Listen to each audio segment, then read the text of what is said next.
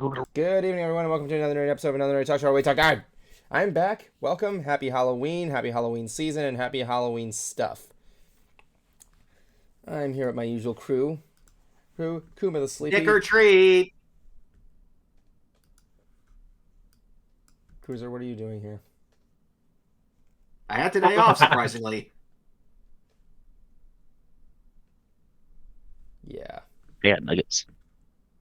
Yeah, I'm just going to put you in the green room for about 30 minutes. Anyway, welcome to another episode of Another Nerd Talk Show, where we talk nerd. So... Fine, be that jackass. Anyway, Hey, that's my job. I know, I was about to say that's Jablonski's job.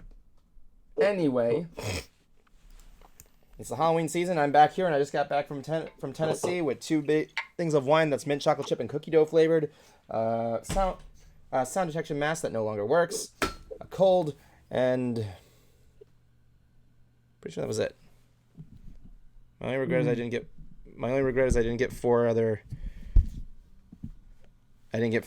bottles of that mint chocolate chip whiskey. And you get beaver nuggets, you bastard. Yeah. I stopped at Buc-ee's for the first time, and I got their pulled pork sandwich. I'm like, this better be one of the best pulled pork sandwiches I ever had in my life, considering how much people have hyped this place up. I take a bite and I'm like, God damn it, this is one of the best pulled pork sandwiches I've ever had in my life because I've been hyped up. Ah!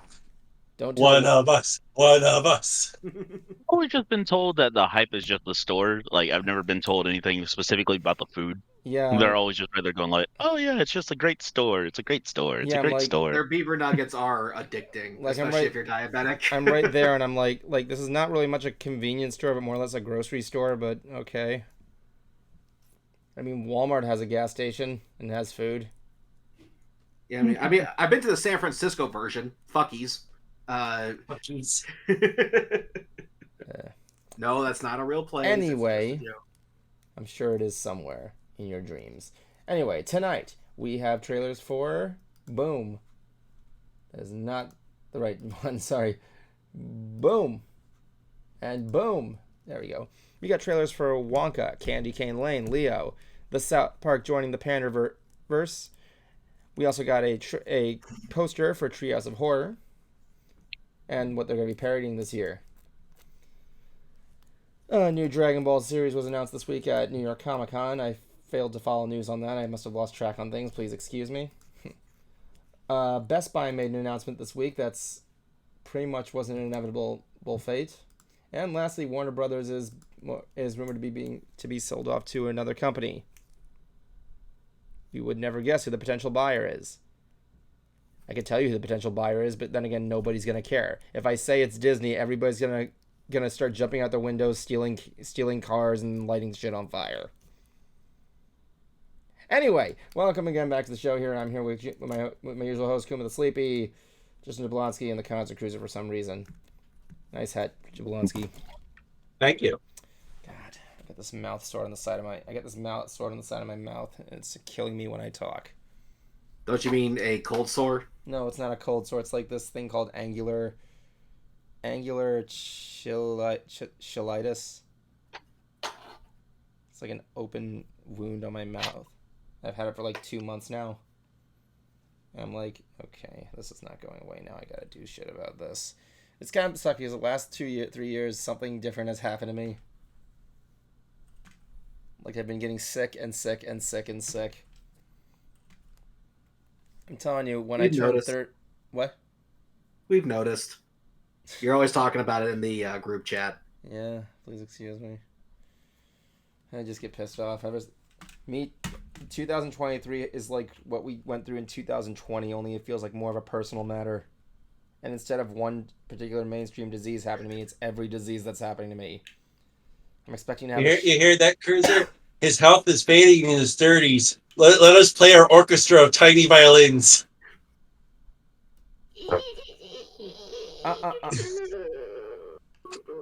Okay, you proved my point. I was gonna say if Cruiser, knowing the Cruiser, his violin is gonna have some sound in some way. He'd have an amplifier at one point. Cruiser, remember that joke for me? Let me play you a song of the world's Smallest violin. Lynn, I'm gonna zoom out in the Hoof Rock studio. It's just there's a giant amp behind you. It's still gonna be soft. It's still gonna, and as soon as you play it, it's just not even gonna be loud. It's just still gonna be a soft violin. It's just gonna be regularly sounding. Now I'm in the booth. I'm like, well, that went just as I expected. But yeah, how you guys been? Doing good. I got nuggets. Where's your chalky milk? Can't have. No, he can't have nuggies without chocolate milk, not nuggets with chocolate milk. There's a difference. But yeah. I'm fine. I've been trying to catch up to school. Did some leg workouts yesterday, and I was talking with my personal trainer and told him that, the machines, I'm just not really feeling anything. So we did some natural body weight leg exercises. We did squats, lunges, and this thing where you actually have to step up on the stool on each leg 10 times. And I did lunges. I went from one end of this exercise area to the other. And it's like, okay, that's good, but you have to do it like this. So I'm watching him doing these lunges towards me. And I'm like, this is like baby's first exercise. Fuck you! Oh,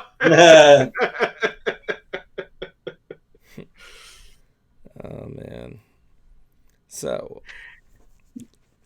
with that being said, let's begin the trailers. Also, I want to point out here that this is our 199th episode, which means our next episode is going to be episode 200. We still have no idea what we're doing. So please excuse me, I'm still sick. But anyway, we'll keep you posted, and we'll see you next week. Be it a regular episode or just something special. As long as I'm doing it with these three guys, I'll be just fine. You won't be doing it with these three guys. Why? What are you doing? What's Jablonski doing? It looks like he's trying to suck his dick. I'm spending the 22nd with my fiance for her birthday. Oh yeah, that's right. You can spend things. Taking her out to a nice little brunch, and then we're just gonna chill out for a while. Does she know this? Yeah, she knows I'm taking her out somewhere. I'm not saying where. Really? Not even on air, because she does watch the stream. Yeah. And she ain't gonna get the answer out of me anytime soon. Oh yeah. I should probably put this out here. I got something from Disney. By the way, hi Derpy, hi Nikki. I got something from Disney. I came home the other day. I opened it already, but I'm gonna show you guys what I got. Let me switch this to my main cam just to make sure there. Excuse me. I'm gonna take a wild guess. Is it the Once Upon a Time picture, the Once Upon a Studio picture that they all got together?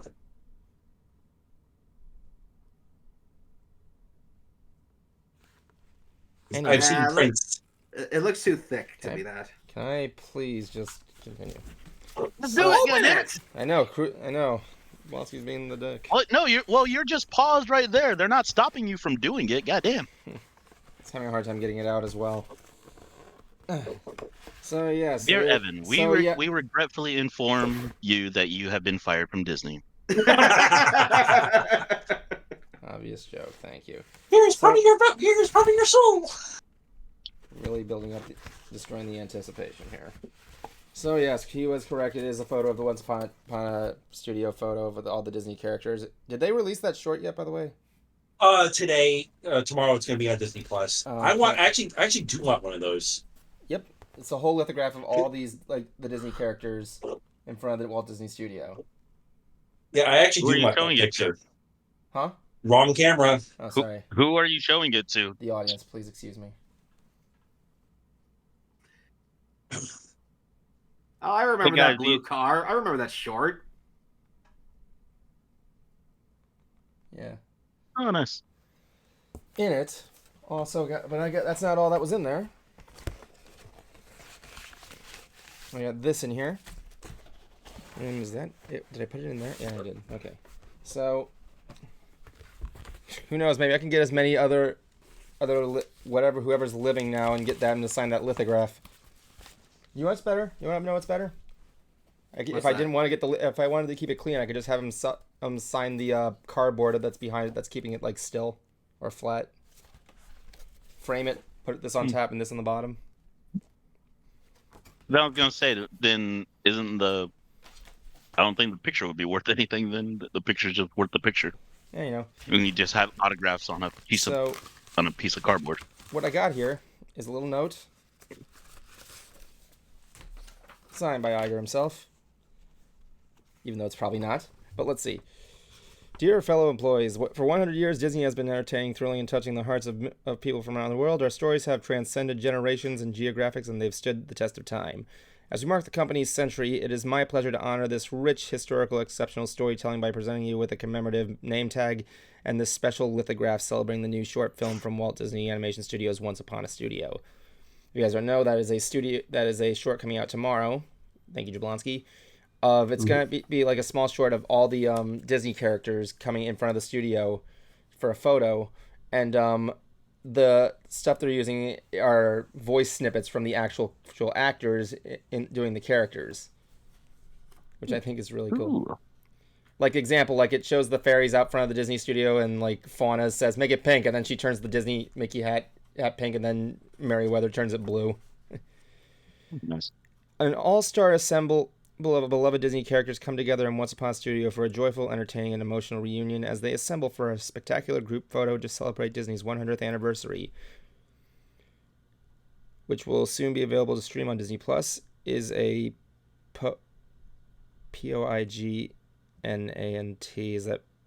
Poignant? Is that poignant? Poignant. Thank you.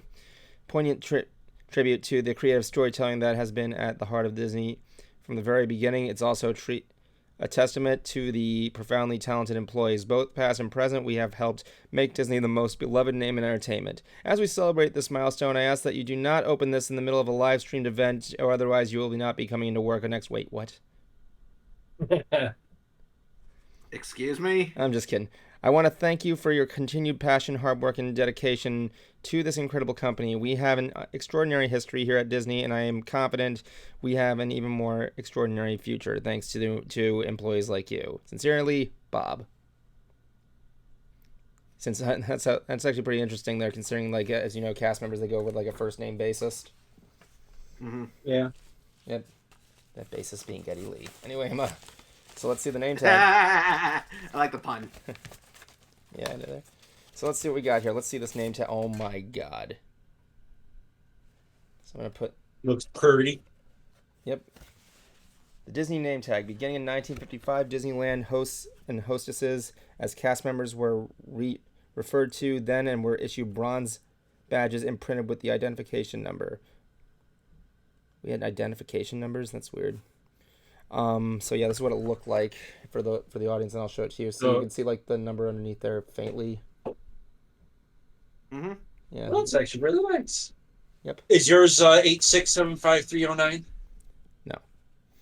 The original badge had been altered slightly with the material changing from heavy brass to lighter aluminum in 1962. The first name tag was issued to Disneyland hosts and hostesses. Unlike their bronze predecessors, the new name tags were made of plastic and were lighter in weight. Yeah, I have heard stories about the name tags actually like tearing through the clothing back then because they were heavier. I should actually ask my mom about that. Since she did work at Epcot when she was in the college program. Well, keep in mind this was Disneyland. This would have been the plastic ones were made in 1962, which was like 9 years before Disney World opened. Okay, so yeah, then most important. My bad. Unlike their bronze predecessors, most importantly, they were engraved with employees' first names, supporting the Disney tradition of a first name organization. The idea for unique name tags was fulfilled with the opening of Club 33 on July 15th, 1967.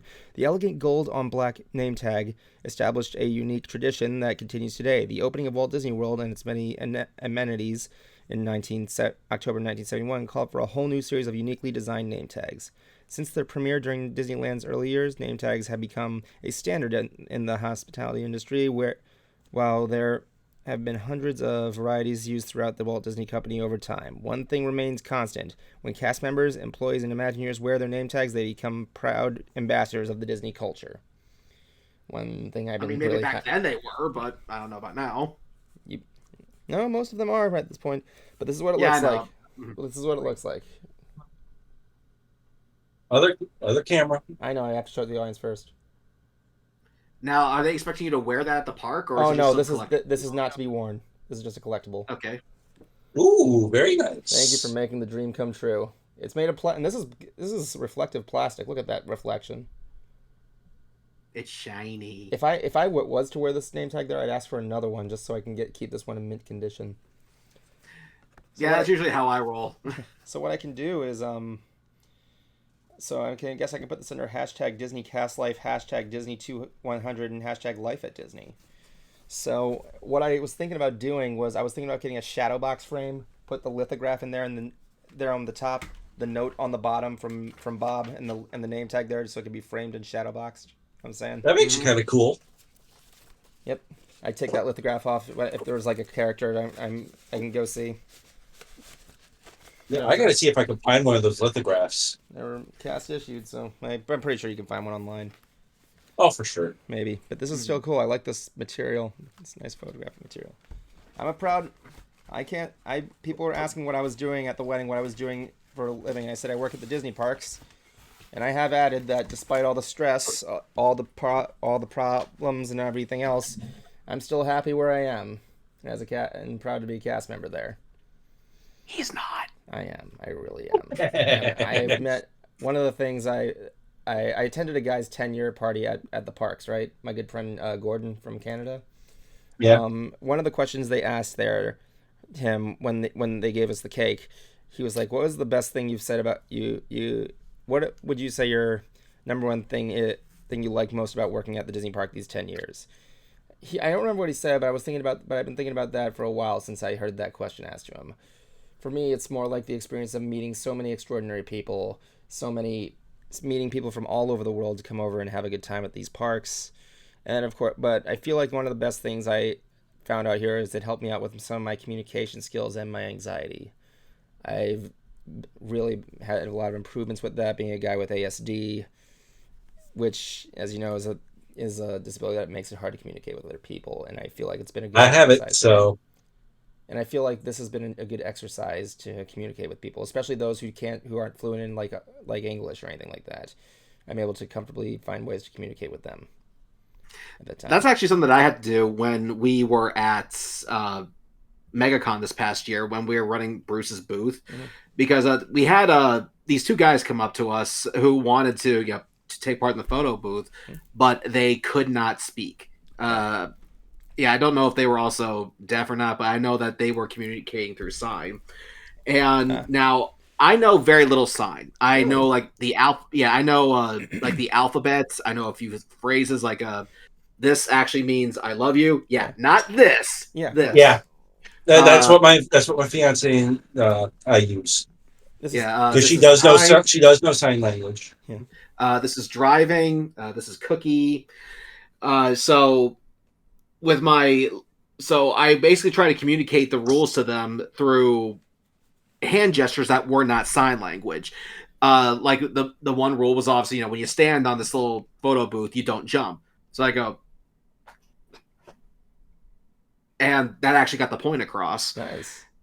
And then when I was actually, when the whole process was over, I was telling them about my book and how it's about a character who doesn't talk. They're like, I literally pulled out my phone and just started like typing, like, I am currently writing a story about a character who doesn't talk. And they're like,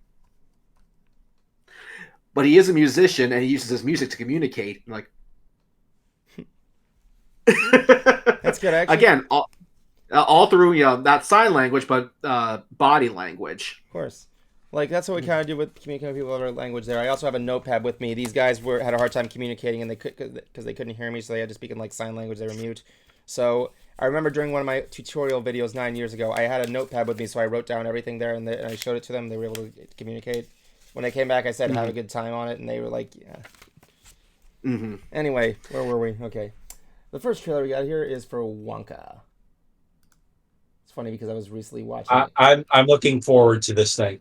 It's funny because I was recently watching this YouTube poop that I like. It's called Will Wonka and the Chalk Factory, and I was living so many memories on that. I cannot wait. It actually does look really nice. But who they got behind it, I'm not surprised. It actually looks pretty good. Yeah, really, I really didn't get a lot from this. We did see the Oompa Loompa, whose name is Lofty. He did the song. Yeah. You saw the chocolate room.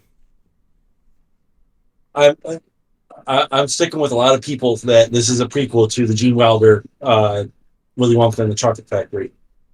Well, I assume so. Yeah, like I don't know why it would be the other one. I don't know either. That's the thing. I mean, technically, the other one's a remake. It doesn't. It's basically the prequel in general to both of them, but whatever. Yeah, I was gonna say, it would be a prequel in general, because the only thing I would just say, because like the only reason I could believe it would be the remake, kind of, is just because his outfit, really, because like he wears like that burgundy or that red looking coat in the remake as well too, or a similar looking coat of that color. Yeah, I mean, I know the remake is bad, but it kind of got a little bit of a cult following just recently, but Like it wasn't like specifically like bad or anything. It's just that people, because it was directed by the remake was directed by Tim Burton?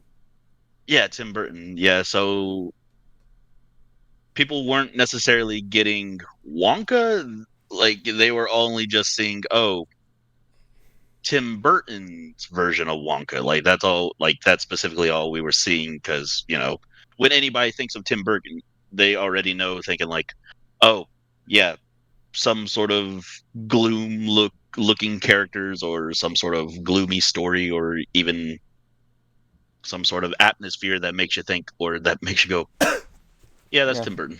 But I think I can agree. We can all agree that Christopher Lee was the best thing in that movie. Let's just put it that way. He was. You can't go wrong with Christopher Lee. No. May he rest in peace. Badass actor. Anyway, yeah, this one, I can't say I can. They showed more of some of the comedy bits there. They had that one bit at the end where Wonka's at the thing, is talking with the Oompa Loompa, and he keeps lounging back to fall asleep, and then he makes a noise. He's like, "Okay, you made that noise. What are you gonna say?" And then he just slowly goes back down there, and then he makes another noise or move, and then he slowly goes back up. I'm like, dude, you're going on longer than a Family Guy sketch. Come on. Okay, I had to watch the trailer. I never got around to it. Definitely Harry Potter-ish. It's from the I was about producer. to say, it does look like Harry Potter. Yeah. From the original Harry Potters. It looks promising. I think that I even saw Mr. Bean in there. The only thing I am going to request that they do is that I'm not expecting to see them in the movie, but I want them to invite the original Wonka kids to the premiere. Isn't like one dead though? Yeah, that's what I said. The remaining. Oh, okay. Yeah. I don't know that. Like, was this like in the actual books though? I only read the original Charlie and the Chocolate Factory. This wasn't really mentioned. Mm-hmm. I didn't read Great Glass Elevator. I don't even think this was one of the books. As far as the Oompa Loompas, I wish they got real dwarves. Yeah, I mean, like, because I'm looking at this going, like, I get that the Oompa Loompas were small. However, this looks too small to run a factory. Well, I can actually rebel against that, Cruiser, because in the remake they were about just about the same size. No, but they still got they Deep were a Roy. bit... But they still got Deep Roy, who was a dwarf. So I guess that kind of supports you. Keep in mind. Well, I think I know where Cruiser is going with this. Is that more dwarf actors need to have a more present role? That definitely helps because, Name like, look, six. I mean, come on, look. It's bad enough Peter Dinklage cost 7 of these people work, and now Wonka's doing the same thing. Why? Just so they can get a name brand actor? What did Peter Dinklage say? Or He said like little people shouldn't be playing dwarves in the live action Snow White remake.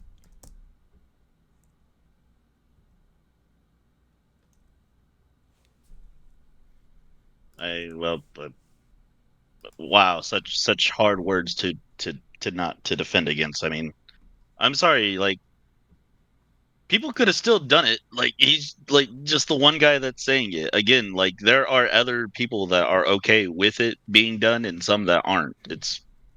They're just choosing which side to be on because people don't want to start a riot because people will just be like, "Oh, I'm doing this because I think it's right." And it's like, did you actually ask them what they thought of it? Second of all, these aren't dwarfs; they're Oompa Loompas.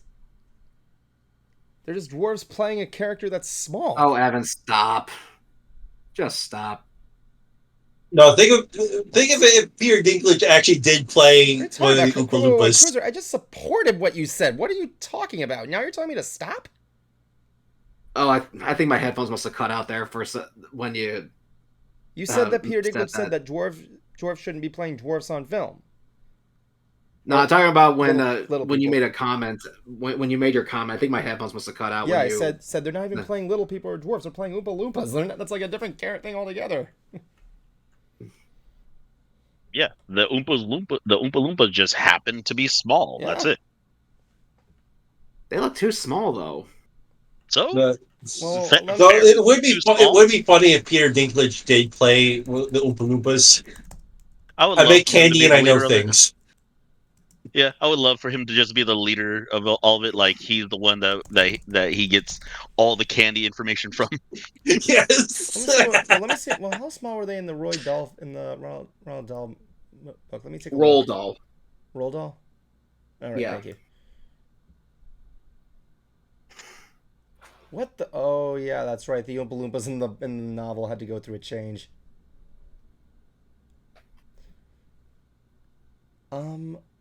But it's hard to say. I'm sorry. I don't like the scene where they have like the chocolate fountain. That just looks so weird to me. Yeah. In the original, it looks like watery tomato paste. Yeah, I heard it smelled really bad. And I'm surprised I mean, like the way it looks just really looks just like. Nah. And I'm surprised. I'm surprised they keep getting asked that. It's like, no, it wasn't real chocolate. It was. Well, it's like, yeah, no shit, it wasn't real chocolate. Actually, why do you guys keep asking that? Actually, Cruiser, it wasn't real chocolate, but there was chocolate in there. I know that. It was a cocoa mix. Yeah, cocoa mix. So technically, it had chocolate. It just wasn't chocolate. It wasn't pure chocolate. There you go. That's a good way to put it. It wasn't pure chocolate. Oh, I didn't even know Roald Dahl did material. It was that shitty hot cocoa you get at a gas station. Yeah, that's a good way to put it. It's better than what you get at Starbucks. Yeah, fair point. Well, that's gourmet. Well, that's gourmet expensive, but you know.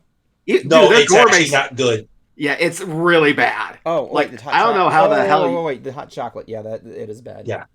Yeah.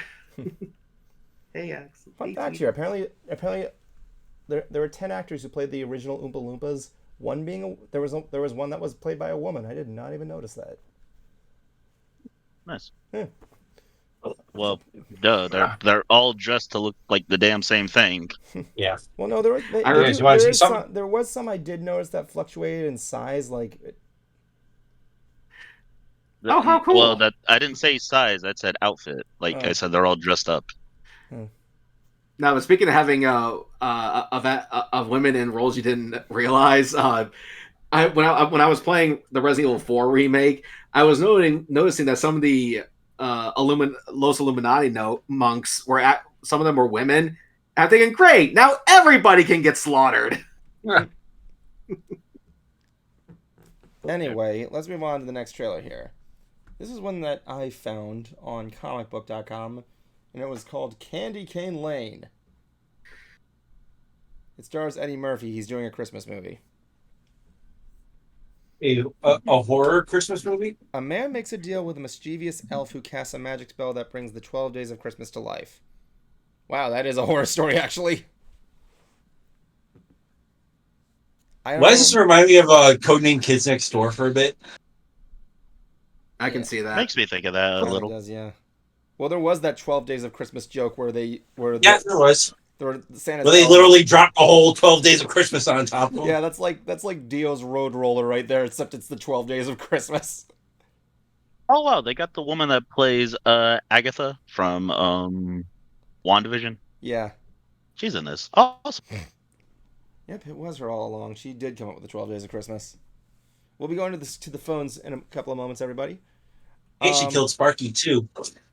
Dick's out for Sparky. Wait, what? I said Dick's out for Sparky. Anyway, Sir, that raises some concern. I regret nothing, everybody.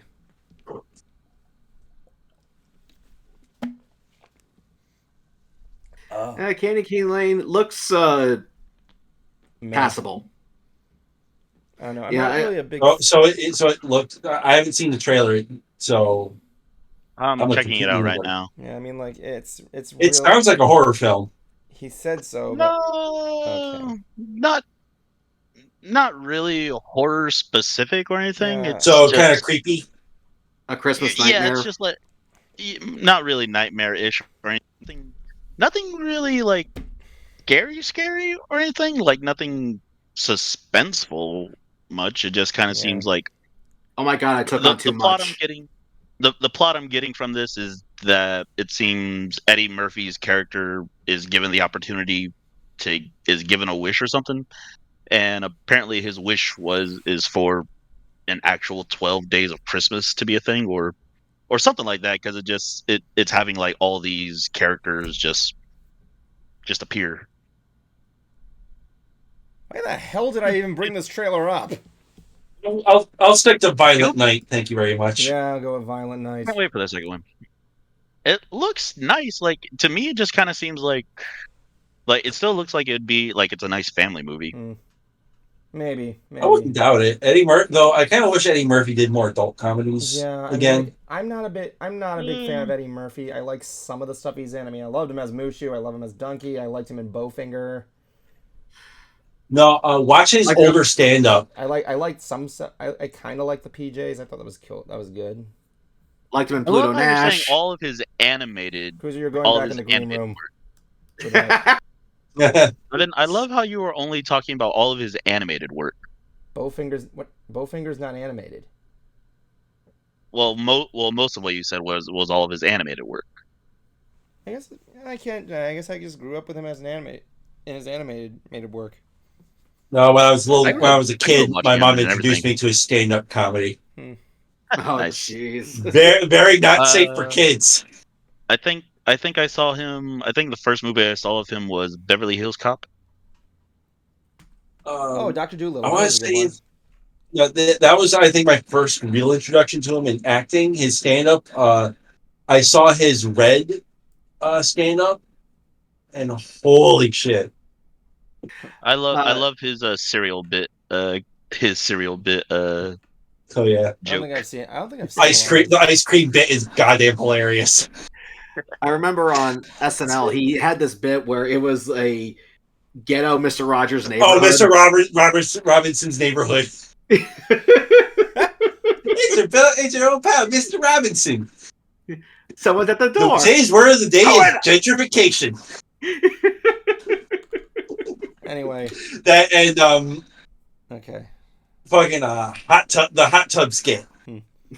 We're about to go to the phones, by the way. We got Derpy's Best Pony here. We're gonna bring him in and see what he thinks. Welcome, Derpy's Best Pony. You're on ants. This movie also seems like it's gonna be just like a Jesus. Get me Amazon. What? I'm expecting this to happen so soon. Give me a time, Evan. Jesus. Are you okay, buddy? You showed me how to death. Oh, it's James Brown hot tub. That's what it was. Dude, why are you in a Santa hat in October? Because screw you. That's it. Off with your head. You okay, buddy? There's too much Christmas happening in October. Makes me mad. Oh, you're gonna hate me. I got ornaments. Yeah. Let's see. I got Spider-Man. That's to like my mom. I got a Dreamcast. Ooh, nice. Yeah, it's nice. I got Somebody Deku in a pays Santa back. outfit. And of course, Anime, obviously. No. and I got this one for free.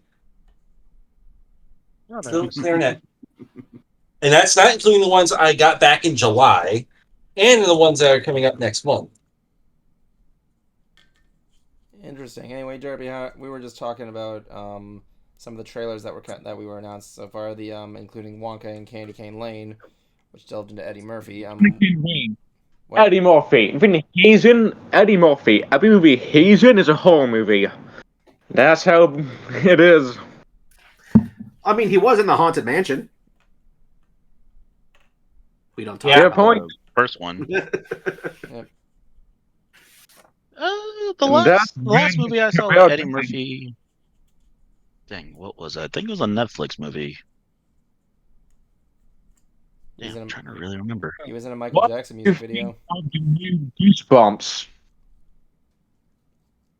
The new Goosebumps. Mike Jablonski saw it. So, what do you think of it? Jablonski, What? what did you think of the Goosebumps? Oh, actually, it was not that. They pumped up the creepy a lot more Interesting. compared to the original.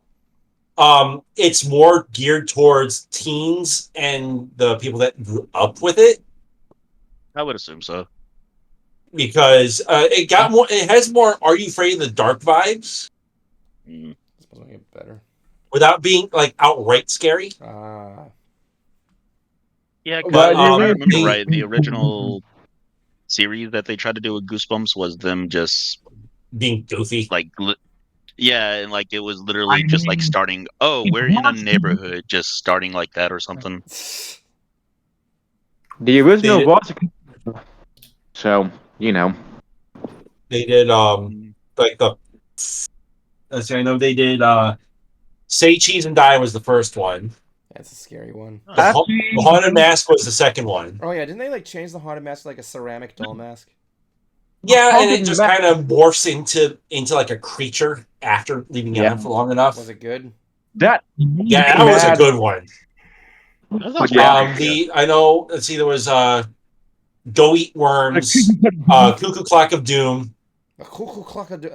That is a scary one. I actually was freaking out at that as a kid. Now you get getting younger. Yeah, they actually like amped it up a lot for that one.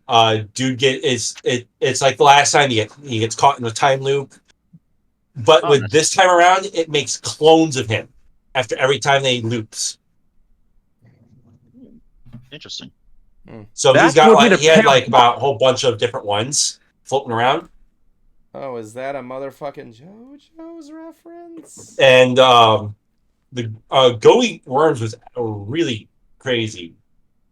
And of course, you got the Night of the Living Dummy. That one's actually they're actually building that one up. It's like the next episode is part one. After they find out everything that's going on from this That's overarching plot. So, have you seen any good movies recently? Well, I finally saw Spiral, the Book of Saw. And surprisingly, it actually wasn't You that know. bad. Really? You don't have us, Evan. You don't have us set up well on Twitch. What? Oh, sorry. Oh, yeah, you oh, don't. yeah. Sorry about that. There we go. Thank you. But yeah, basically, it's not bad. It's just different because what it is, it's more of a cop drama that's wearing the Jigsaw costume, metaphorically speaking, and it's worth it alone just to see Chris Rock's performance. Because watching it, I'm thinking, okay, like I'm going to be just seeing Christopher Rock just toned down. However, as the movie went on, he wasn't Chris Rock. He was this detective, Zeke. I will agree on And that. Chris Rock was good in the movie. I can't deny that. I thought you didn't see it. I seen it. I just haven't seen like a full the way through. I've basically seen the bit. How do I describe this? Me and my girlfriend are seeing Saw X tomorrow, right? So I'm like, should we watch Spiral Saw? And she's like, if you watch the clips on YouTube, you've basically seen the movie. And yeah, I kind of got the gist of it. I didn't really like the ending. I'm like, You are going to love Saw X. You're going to love it. I can't wait. Anyway, I want to thank you for coming on tonight. You're welcome. Thank you. Have a good night. I apologize. I gotta kind of dart through this because we're actually behind. So next up was the trailer for Leo. It looks like a wholesome Adam Sandler movie. Yeah, I thought it was wholesome. I mean, I'm not a big fan of Adam Sandler, but like, you know, it's not because of his reputation or anything like that. It's just that I just don't find him funny. But yeah, I like the wholesomeness of this movie. Essentially, he plays a newt. No, he plays a lizard. Yeah. Yeah, that summed it down nicely. Anyway, iguana. Yeah, that is an iguana. Yeah, it's a turtle and an iguana. Yeah, Cruiser. Yeah, he's a lizard. That's like saying Adam Sandler's now and saying, yeah, he's playing a bird. Anyway, so he's a talking iguana who is taken home from school because he's the class pet, and he gives like life advice to the children because he's lived this whole life in this classroom and everything like that. And I like that idea. That's actually pretty original, in my opinion, somewhat. Like he's making his present, like his ability to talk like amongst the children and not the adults. I guess that's not original, but I like what they're going with it. I think it's wholesome.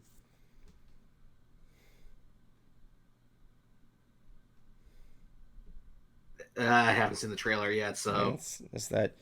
Except it's gonna be kind of crazy because when you look up Leo on Netflix, you're gonna get that and that other movie that Saberspark watched. I forgot what it was called. It was like Leo the Lion. I'm checking out the trailer right now, and yeah, apparently it's like I thought it was gonna be like a whole, a Toy Story kind of thing where we can talk and do this stuff when they're not looking or when we're in our own privacy, because it just seems like he hits the wall and then just yells out in pain, and then that's when like the little girl that brings him home is just going like, "Who said that?" So yeah, it's not like I thought it was gonna. As I was watching, I was like, so is he gonna like teach the class or something like that when the teacher's not there or something? But no, yeah, it's just it just seems like. Here comes the clips from Once Upon a Studio, and why is like the most saddest one the one that I first see? Anyway, moving on. Cruiser, what do you think? I haven't seen the trailer, so I can't say. It's okay. Last up, we got the trailer for Southpark. Enter the Panderverse. Joining the Panderverse. Yeah, before we talk about this one in depth, I just want to say this because it's funny as fuck. When I originally saw the name of it, I thought it said Pandaverse. Sad panda. I'm like, okay, where the fuck are the pandas? Yeah. But then I reread it. It said Panderverse. Like, oh, okay, now I know exactly where this is going. And this is, and I expect nothing less from South Park. Mm-hmm. Yep. What's weird is people. There's some critics out there saying like, "Oh, South Park just needs to go. You were good, yeah. Why are you going after this?" But South Park goes after every fucking buddy. There actually was a comment made on there where the whole gist is that the main cast is replaced by like older females of a different like ethnicity and or like gender or like race. And there's one point where Kyle's looking at the Cartman who's like this old African American woman, and he's like, how does this make sense? And he's like, and someone in the comments section said, I agree with Kyle. How does this make sense? But the reason why is because you see, if Matt and Trey have been paying attention, they usually do this with remakes. This is clearly taking place in the canon. Why is this? That doesn't make any sense. I know what it's a Maybe set. this does take place in the. Maybe it does take place in the canon. It does, but like usually when let's put it this way, like when they change when they with the pandering thing in cinema, it's usually because of a remake of something or like a reboot or something like that rather than that. What if they're remaking the first episode? Maybe it's hard to say. Because I know there is an AI angle in the story. That's what I'm looking forward to seeing what they do there. There is a theory saying that the full joke is that when they first saw the episode, right, the trailer, they thought at first the full joke was going to be like it was going to center around something Cartman was dreaming based on the synopsis. The synopsis is like, what was the synopsis here? Something about Cartman has dreams about the end of the world as he knows it. They planned. And the adults of Southpark are coping with how to deal with AI. I really want to see how they tackle AI. Kuma, what do you think? Did you see this trailer? Oh yeah, I saw it earlier and just looking at it again. It's I don't know, I feel like it's supposed to be how when people remake or redo a new idea or not a new idea, but like remake it to make it seem new, I guess. Yeah. Not specifically a reboot or anything, but just like their way of being like, oh hey, this is what it could be. There was one theory someone said that they're just not going to acknowledge the character being different and just move on and just continue the episode without acknowledging it, proving the point that it's just whatever. But then they show this part, they bring up the thing with Kyle. Kyle's like, nah, Kyle wouldn't probably break the fourth wall, so it might just be whatever. But I'm interested to see what they're going to do. I don't think it's going to be fourth wall breaking. I think they're still just going to acknowledge being like, this is, because again, it's obvious like that's what he's doing, being like, this isn't Cartman. Like, but if you remember, right after that, there's PC Principal going, it makes perfect sense. I think the problem is you. Yeah, but that's just PC Principal just being a PC asshole. But not Cartman. Kyle is still just like, he's obviously seeing it like this isn't Cartman, so there's probably other people that are just going to be like, yeah, this what do is you mean? Whoever, but I'm working with them. Like they still come and do the same work, so we're good. Like yes, of course they look different, but they're still doing the same shit, so it works. Yeah, that was what the thing was. Like, okay, they're doing what the character does. Because it doesn't look right. No, yeah, that's the whole thing. That's the whole idea. That is literally what the assumed whole idea is. But we'll see what Matt and Trey. Maybe it's the opposite. We still don't know much. It looked funny. It made me laugh. I like when they satirize that kind of stuff. Because it only just showed Kyle being himself.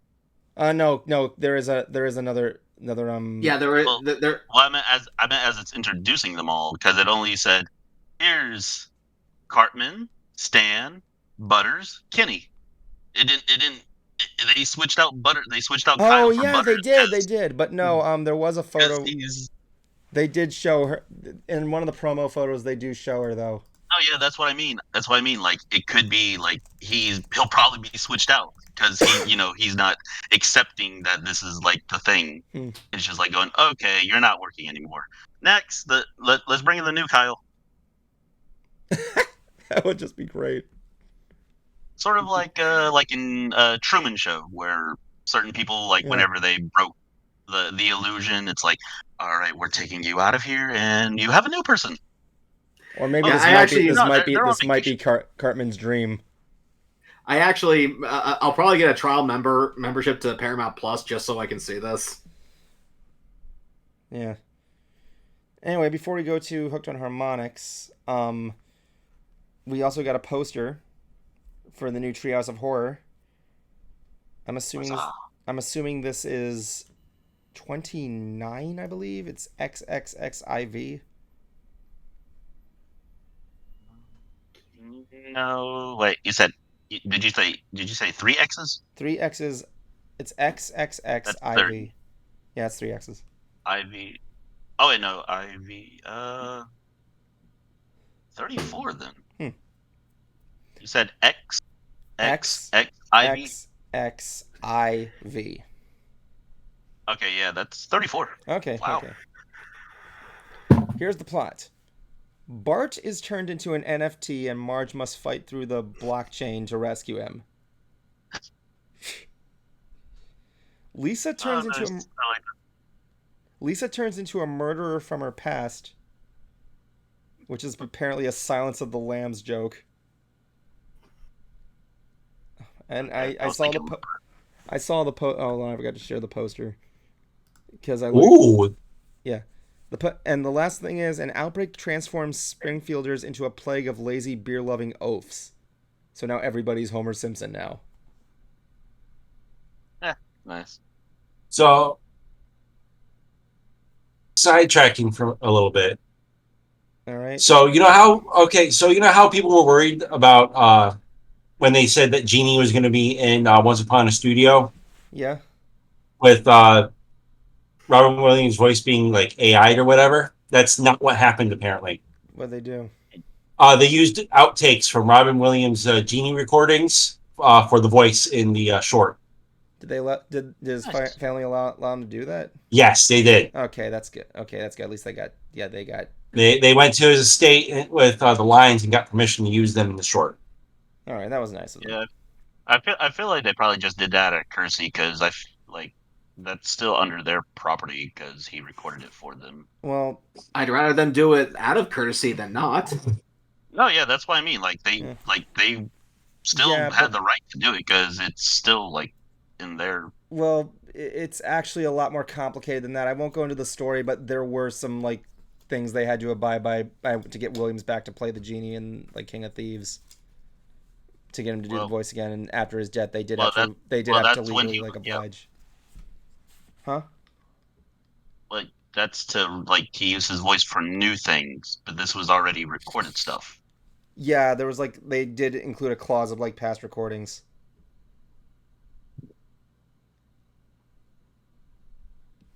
From what I remember, if I recall. But anyway, that's another thing there. With that being said, we'll be right back with the upcoming news on the new Dragon Ball series, followed by the thing about the end of the world of Best Buy, and then Warner Brothers' big buyout. Which again, you know it's not Disney who bought them out because everybody will be throwing a shit fit. Despite them, it most likely being bought by a more evil company, but whatever. Ha!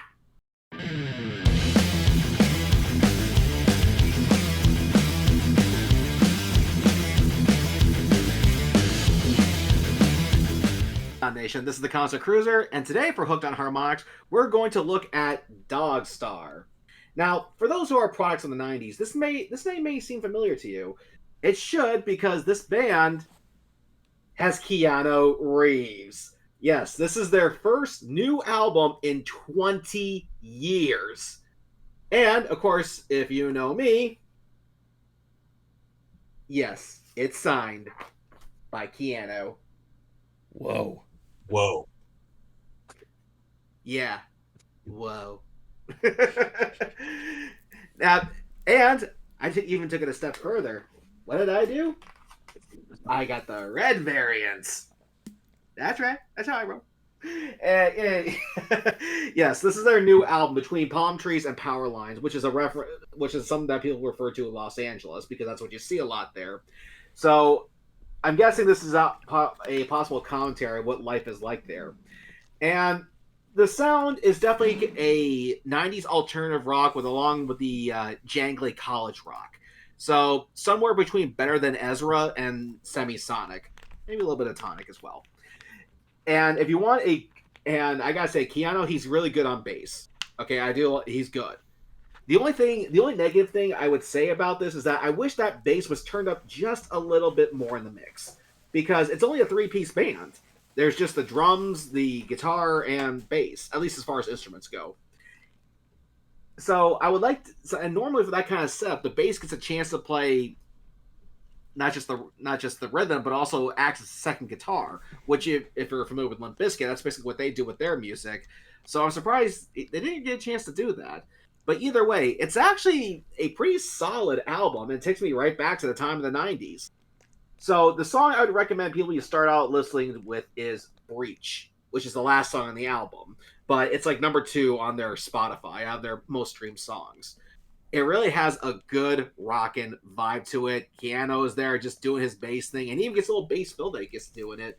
The music video, kind of trippy, and it just reminds me of that time in music history where, again, you had Tonic, Semisonic, Better Than Ezra, and there is a sense of nostalgia with this, I will admit. But for those who missed out on that sound, hey, give this a listen. It's even got the nicest man in Hollywood in it. This is the Concert Cruiser for Hooked on Harmonics. Tom Hanks?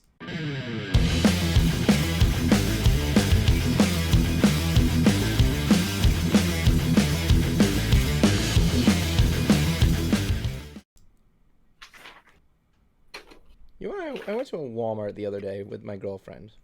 Do you know what they were selling? Oh, you did? Do you know what they were What? selling? Cow tongue. Okay. Have you ever seen what a cow tongue looks like? Yes. Yeah. So you know it's like It's like the a size. subway. It's like a subway foot long. Yeah, I know it's like huge. Now my question to you: have you ever tried it? I have not. Would you try it? Maybe. Yeah, give it a shot, maybe. I mean, I've had pickled deer. I've had pickled deer heart before, and why not try cow tongue? I don't know. Like, I've had deer. Like, one of my old my scouting days, I had deer before. And I gotta say, Just really not that delicious. what you mean, venison? I think it was venison. I can't remember. It was like deer jerky or something like that. It was real deer though. Like the guy who got it personally. And like I tried, I'm like, this is not that interesting. He's like, No, Yeah, you want that- really if you want really bad if you want like really bad meat, try wild hog. if I wanted to have That really, stuff is nasty. Yeah, venison has a very gamey taste to it. It's not my favorite either. The pickled deer heart I had at a Leonard Skinner concert of all places. dude, did you at least And- did you at least eat it Jason Goes to Hell style? No, because they're like about that big. Oh, I was about to say I still went like the whole like. And it's fine. It just seems to be like one of those things that sounds gross, but people will eat it because, like, yeah, look at me. Do you I know got- venison is just referred to like several edible parts of the deer, right? It's not just one specific thing. I think I'm not too knowledgeable. I don't eat a lot of deer. I just don't like the taste. I come from Okeechobee, and there's like it's nothing but like cowboys and things like that around that area. Yeah. So I've had friends who like would come to school with like their lunch and everything. They have like fried. They literally had like fried I tried like fried. fried deer bits. No, that's pretty good. That's cute. All right, so we all know when the inevitable is coming. The decline of Blockbuster, the internet ruling over TV, Jablonski's will to buy YouTube Premium. And now, I'll have a review on it. I actually like it better than Spotify, so I'm probably going to cancel my premium for that. wimp. No, not a whip. Dude, it's actually really damn good if you think about it, and only a couple bucks more a month than Spotify. I don't have any use for YouTube Premium aside me wanting to skip ads, and even I don't think and I can skip ads on my laptop because I have a. Never mind. But now it's Best Buy's turn. So it was announced this week Dun, dun, dun. that Best Buy is no longer going to sell physical media. Huh. Yeah, pretty much my reaction there. It's like, eh. But no.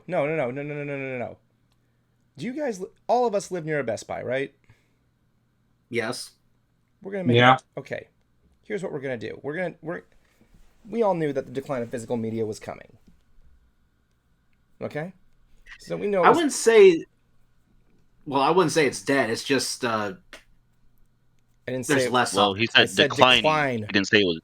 Yeah, he Oh. didn't say it was dead. Yeah, not yet. But here's what we're gonna do. Has a date, Jablonski? You've been following the story. Has a date been specified yet? No, all we got really was the end, like around the end of the first quarter of 2024. So here's what we're gonna do. I want you to think. We're all gonna purchase one physical DVD, Blu-ray, or whatever at the Best Buy. My God. I mean, like, I don't know. Will they? Does this physical media thing include video games? No, as far as I know, it's just movies. Okay, I want you guys to think hard. What is your last movie at Best Buy going to be? We missed this opportunity at Blockbuster of getting the last thing we could get at Blockbuster, making it count. Choose wisely, make it count. I love how you're making this sound like it's a big thing when the same thing isn't sold at another store somewhere else. I'm sorry. Yeah, but it's at Best Buy.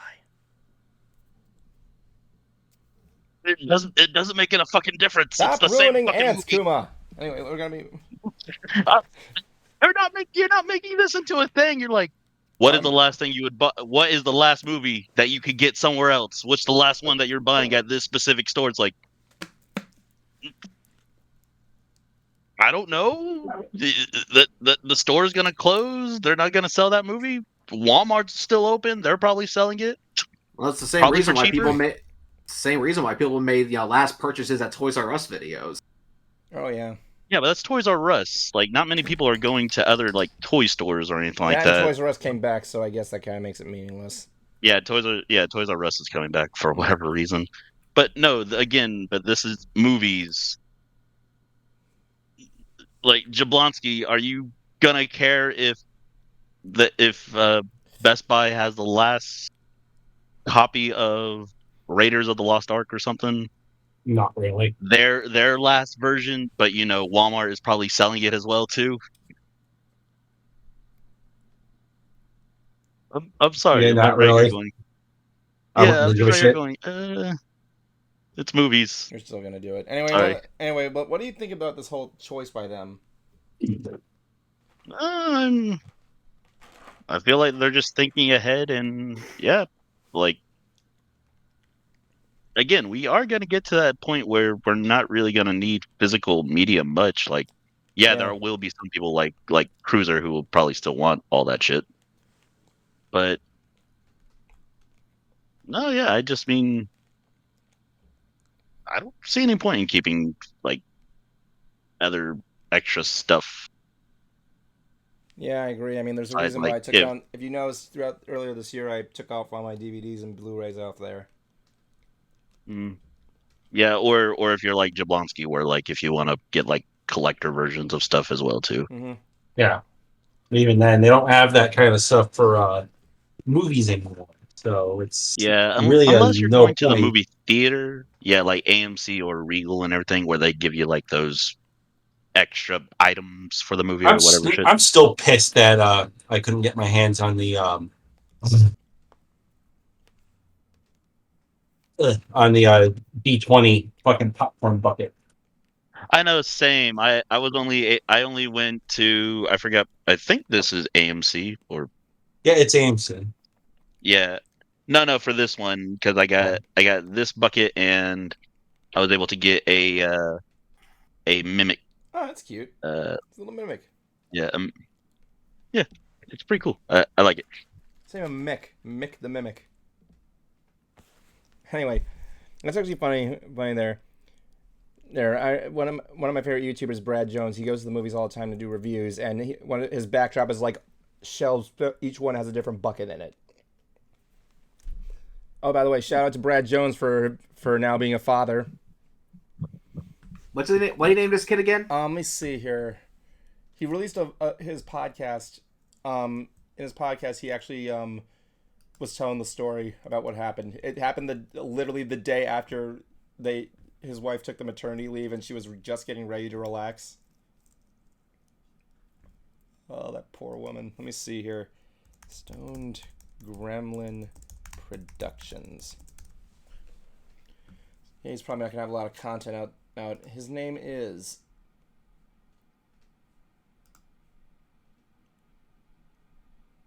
I'm not gonna lie. I think the only physical media I think I'm okay with there still being around is maybe books. I'm trying to find it. I can't find it. Or I have to look in his Twitter. You could just Google Like- it. Like I'm okay if books were still just how they are and everything, just retain how books are made, even if we have tablets and audiobooks. So, Cruiser, I agree. Cruiser, to quote Eddie from Ed, Ed, Nutty, and what? Ruin the plot? Let's see here. Oh, there. Oh, wait, no, that's his cat in the baby carrier. The cats are always hanging around him. He has new Siamese cats now. Whenever they're in his videos, he does like the twins from friggin' Lady and the Tramp. yeah. No, not Lady and the Tramp. What kind of media do you think? not Lady and the Tramp. The what was it? The twins from The Shining. His name is Jack What Harrison kinda- Jones. 18 inches, 6 What pounds. kind of? Okay, cool. What kind of media do y'all think wouldn't really be necessary to have anymore? Honest opinion, video games. Social media. Get rid of it. I was gonna say I don't. I was about to say I don't. Didn't we just say video games wouldn't be really a media? Or I mean, it kind of is, but not. It's like playable media. I would say maybe on. I would say online games maybe. Well, physical media. Hmm. We talk about media in general, just specifically physical media. Well, I just said any media.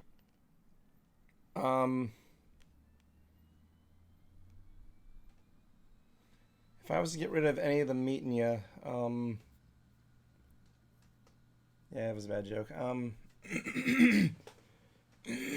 are you going to turn people into meat pies?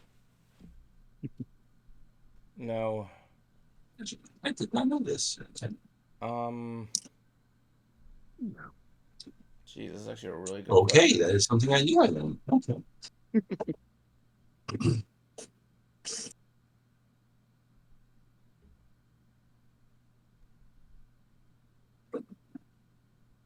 I can't answer that. How many medias? Let's see. Yeah, I'm surprised. I'm surprised, Kuma. That was a good question. I can't actually answer that.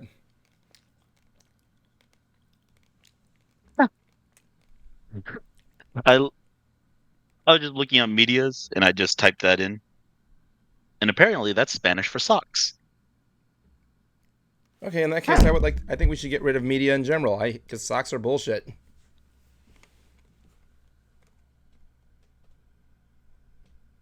Okay, so the definition for or the meaning for media is the means of communication as radio and television, newspapers, magazines, and the internet Oh, in that that case, I'd say. reach media. or influence people widely. Oh, in that case, I'd say magazines. Yeah, I would have to say I don't magazines. think we really need magazines anymore, honestly. Okay. Well, I recently got the Nightmare on Elm Street, the NES game, because I want to try to get it signed by Robert Englund, just like how I did with my Friday the 13th game. Where Freddy I had a is bunch of coming, people sign. trademark. I'm sorry, Freddy, trademark, is coming. Really? I'm Yeah. sorry, I just like I just like how we're segueing into this. Okay.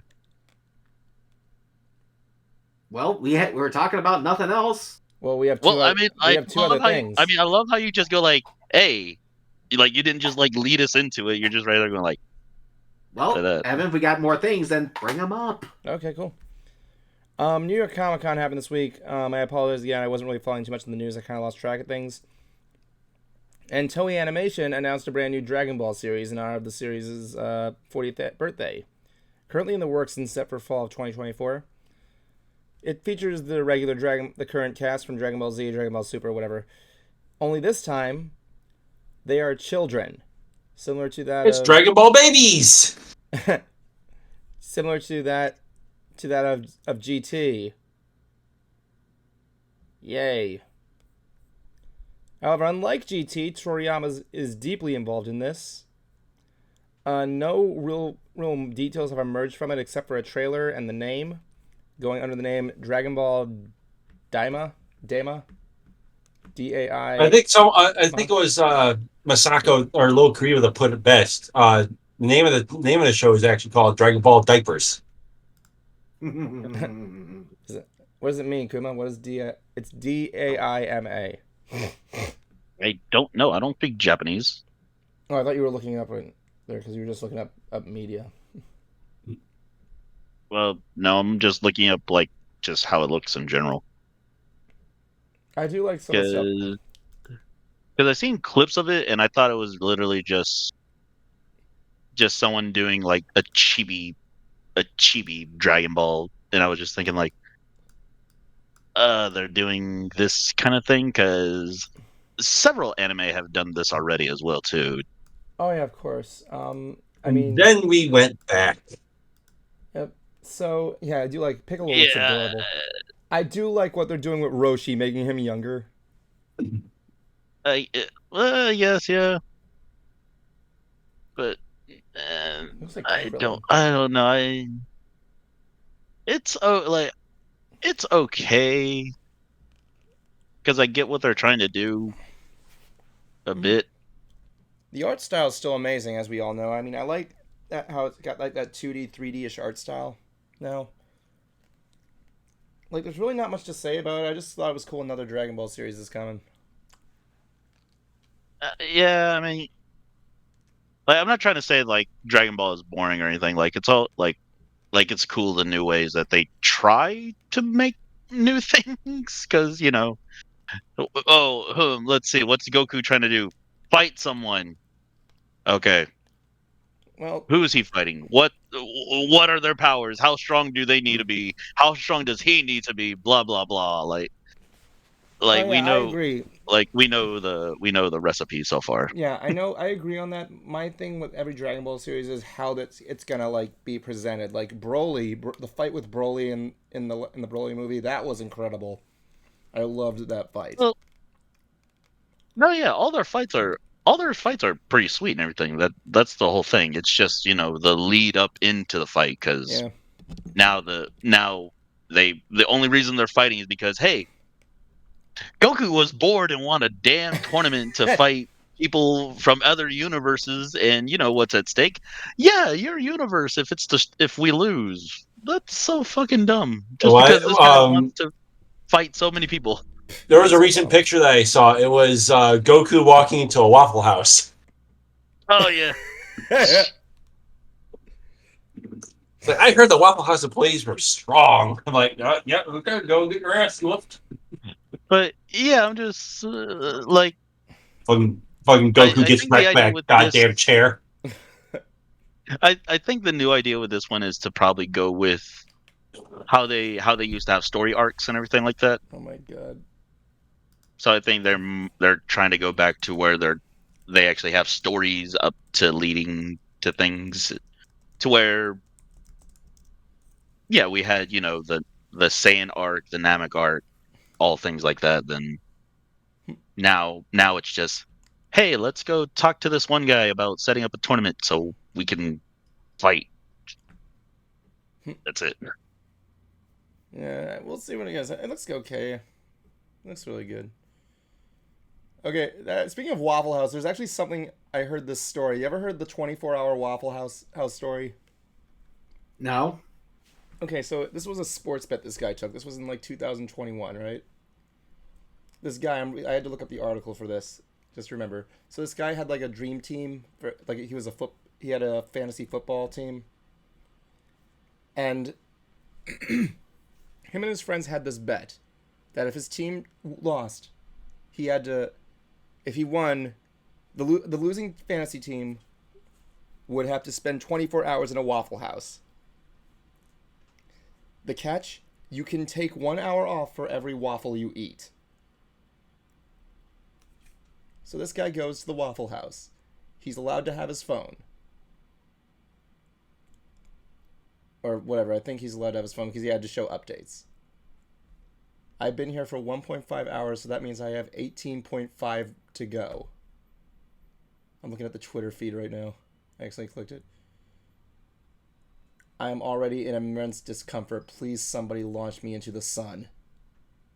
Wait, how long did he say he was there already? He said, I've been here for 1.5 hours. That means I have 18.5 to go.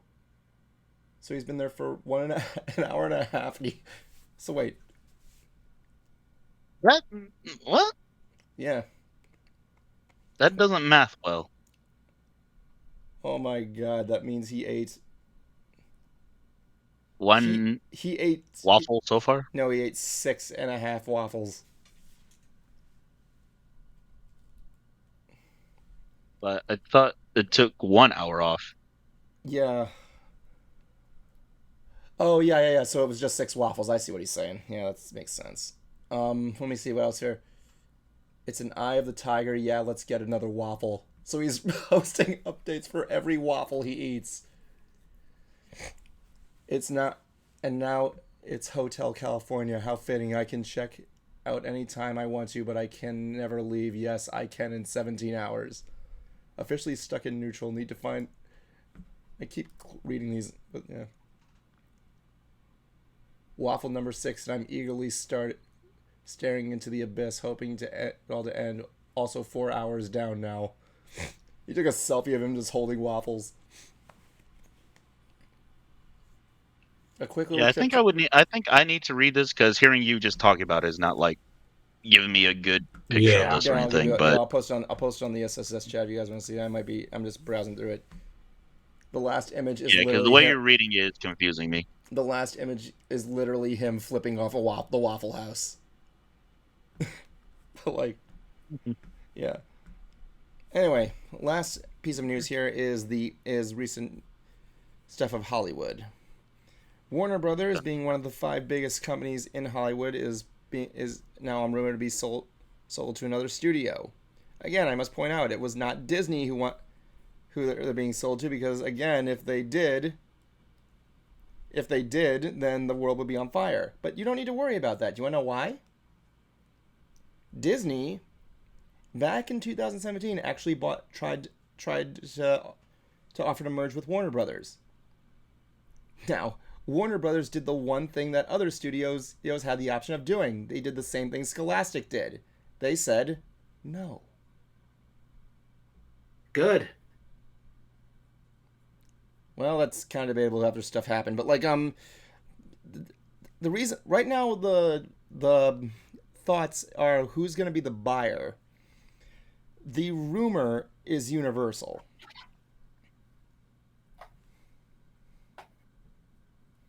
So, yeah, if Universal and if you know the history about how these two are the closest competitors, correct? You know these guys are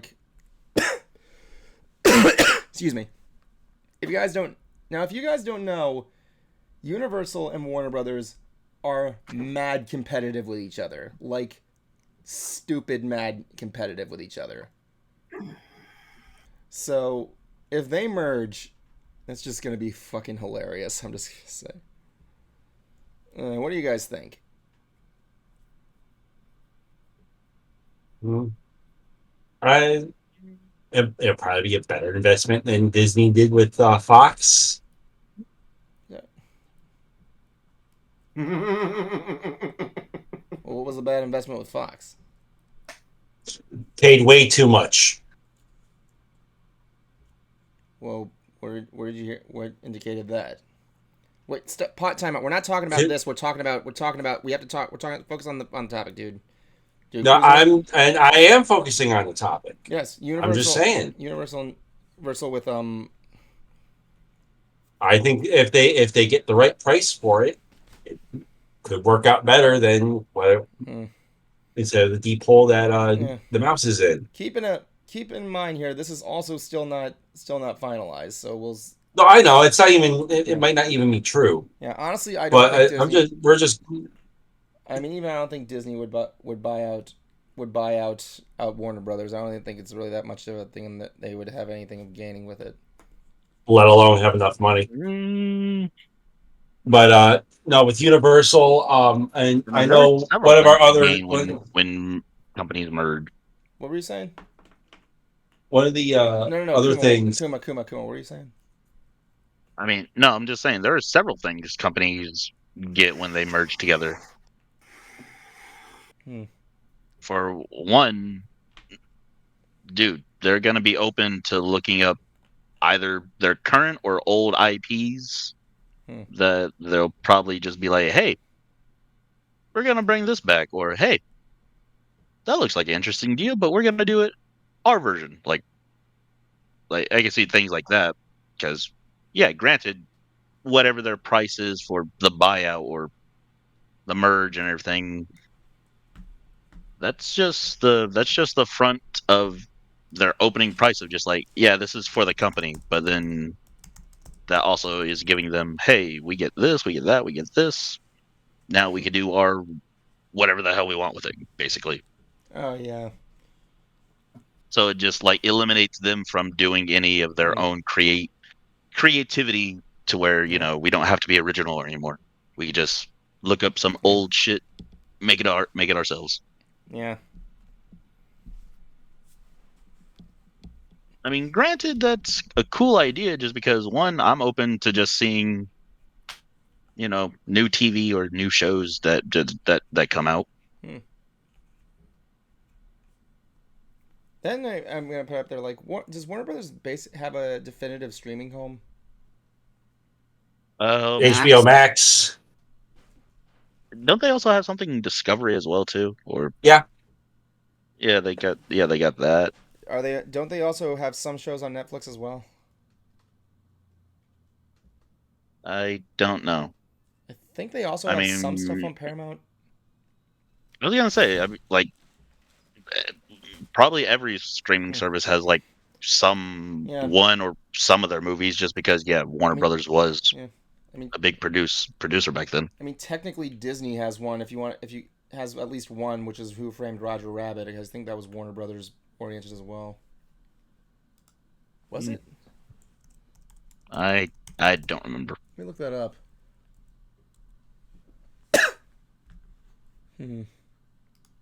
Also, you still have us covered by Dragon Ball Z. Oh shit! Sorry. Oh my god, I'm all over the place. Please excuse me. It was Buena Vista, Touchstone, Amblin. Amblin is a subsidiary of Warner Brothers, so is it?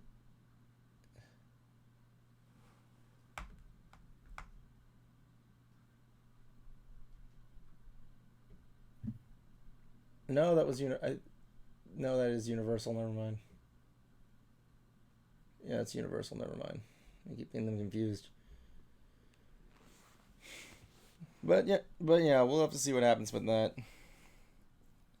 Said that nothing really else happened there. We had a Scott Pilgrim trailer. I couldn't have time to write down thoughts for. I still haven't seen it yet, so we could probably bring that up next week if we get a chance. Dun dun dun. I'm excited for that show. It's giving the treatment it deserves. Are you excited for that Scott Pilgrim show? Oh, absolutely. Oh yeah. Original cast, love the stuff they're coming up with. Usual stuff. Oh, by the way, I love looking at some of the TikToks where people are like, "Wow, Scott Pilgrim is an asshole." Like they're just yeah.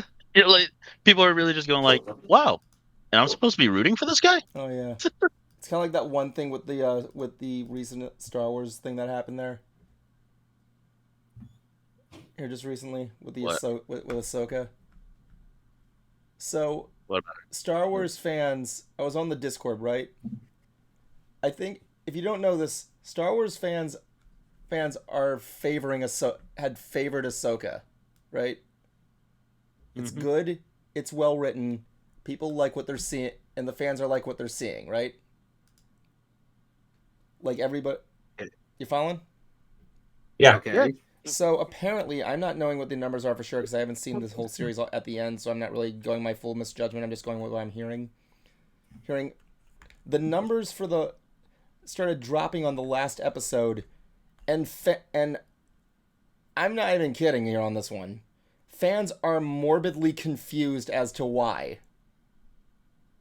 Like, I'm not even going to be making an argument with the toxic thing here. People in the fandom are actually concerned, like, dude, what the fuck happened? They were really supporting the show and liking it. So the theory is that the people who are watching it are not. It was because there were more or less hardcore fans watching it than there were more than that. But you know.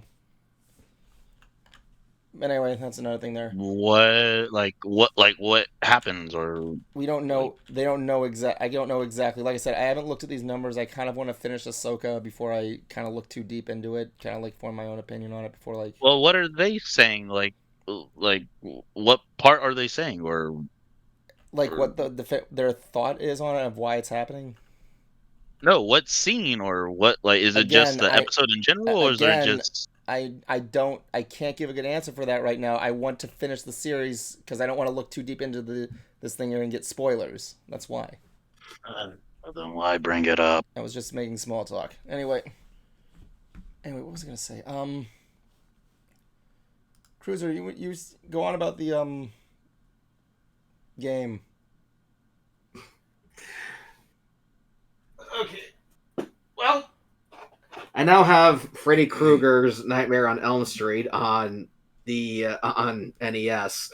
But wanted to try to get this so I can get Robert Englund to sign it and go along with my signed Friday the 13th NES game. Although this one is personalized to me, so it's probably not going to mean very much, at least on a collector's market. But that game is relatively cheap and easy to get, so I can always have that one redone. But this one is the one that costs a bit more. And yeah, it doesn't have the box or the instruction manual, the sleeve, but I don't know, I guess I just didn't think I really needed that. But Robert Englund is coming down to Orlando for Spooky Empire at the end of the month. I'm hoping I'll have at least one day off so that I can go and get this thing signed. If not, then see if our friend Raul can take it in for me. Yeah, Raul's getting one for me. Mm-hmm. Because Robert, God bless him, but he is getting up there in age. What was that, Evan? What did you...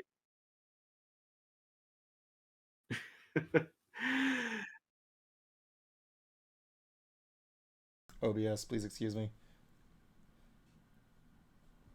So, anyway.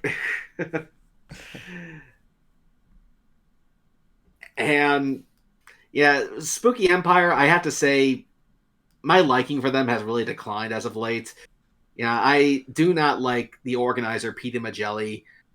The one thing that he keeps doing that I really don't like is that he actually puts himself on the program along with all the other stars. I'm like, dude, what horror movies have you done? Does he still do it? Yeah, he's still doing it. Yeah, it just comes off as really egotistical. It's like, and I'll never forget the interaction I had with him or whoever runs his Facebook page or the Spooky Empire Facebook page, where The Walking Dead was at its peak, and I asked him, like, do you plan on getting any Walking Dead stars? And I asked him that at the convention one year, and he gets like, look, we want real horror fans, not a bunch of housewives. Wow. Okay, fuck you, buddy. But then I asked that same question on the Facebook page, thinking there's someone else who's operating it. And he said, like, look, our fans don't want to pay so much money for an autograph. And I'm thinking, okay, first of all, they're fans of the stars, not you. But I didn't say that. What I did say was that, well, if it's so much money, then people are just not going to buy it. I mean, that's what happened with Sony and the PlayStation 3. It was $600 and nobody was buying it. They had to do something to drop the price. And No. I'm gonna argue with that and say people did buy it people were trying to buy it. The only reason they couldn't is because people literally like buy all of them in bulk as fast as they can and try to resell them. Oh yeah, that I remember. Yeah, Cruiser, he's Yeah, got a it leg up even on you on happened with that one. PlayStation 5. Like, because, yeah, the PlayStation 5 is expensive, but dude, people that bought it and tried to resell it, they were trying to resell it for like Okay, and that was that time. We're 1,000. talking about this previous time. No, but that was still what happened. That's still what happened. Like, people were taking, like, buying All right. PlayStations and holding on to them and trying to resell them. All right. And according to my research, it was people just didn't buy them. I'm sorry, Cruiser, continue your story. But anyway, I said they had to do something to drop the price, and they managed to do it. And then it became one of the biggest selling systems of that generation. And he goes, well, that's not entirely true. I mean, we had Peter Criss from Kiss, and his autograph was almost 100, and he had a line at the door. So your fans will pay that much money for an autograph. You lied to me. I am taking a screen cap of this, so the next time you lie to me, I'm going to plaster it everywhere. And sure enough, the next year, we got a bunch of people from The Walking Dead. It's like, dude, like, don't lie to me, don't bullshit me, and don't be such a fucking horror elitist. Like, seriously, there's a big reason why Spookalla was started is because people didn't like putting up with PD. And We have to hit you up for Spookalla. So, okay. I was going to try to get you to get an autograph, but oh well. Yeah, so, and the other thing, too, is that apparently there was some dispute between him and our friend Ari, which I know is none of my business. I'm not going to talk about it on here, but apparently also, if you do Spookalla, then don't plan on being invited to Spooky Empire. It's like, what a piece of shit. I mean, I just can't stand that elitism. I mean, we want real horror fans, not a bunch of housewives. Buddy, go fuck yourself. But anyway, I also saw this interesting documentary on Hulu, McCamey Manor, called The Monster Inside. And apparently there are actual immersive haunts out there where it's not just, full on, I can, touch you or grab you. These people, nothing is off limits. Like, they can strip you of your clothes if you sign up for this stuff. Oh, that place. Yeah, there's one place called we Miasma. talked about this before? No. Sounds familiar. I mean, we had some attraction in Florida that I thought was going to be like that, called Screamageddon, but turns out no, there are still restrictions in place, even though you do sign a waiver. And oh, wait, no, it was that house or something that Evan brought up. What house? McCamey Manor. Yeah, it was McCamey Manor. Yeah, we did. Yeah, we talked about this. Yeah. Not this particular documentary. No, we were talking. The No, last but time not, I brought it. No, but I meant the topic though. I meant the manor. We've talked about the manor. Is what I mean. Okay, I see. Yeah. But anyway, Yeah. What did you see in your documentary? Well, for one thing, these haunts that are actually meant to be immersive, like Miasma in Chicago, like I said, they will like strip you of your clothes. There is an actual safety word, and there's actual post-tour care, as they call it, to make sure you're okay, and to help gently bring you back down to earth after going through this experience. But some of the stuff though that Russ did, like they'll tell you that's it, I'm done, and he'll just keep going. And while they even had a not a therapist, but some sort of a psychologist that does deal in torture and PTSD, and they even had a lawyer on there saying that even though these people did sign this waiver, Russ can actually be sued, but a lot of people just don't want to do it because they're either scared or embarrassed. But so Russ might want to watch out for things here, because he can still get sued. Matter of fact, when this documentary came out, he started blocking everybody, even me. I was kicked out of his Facebook group.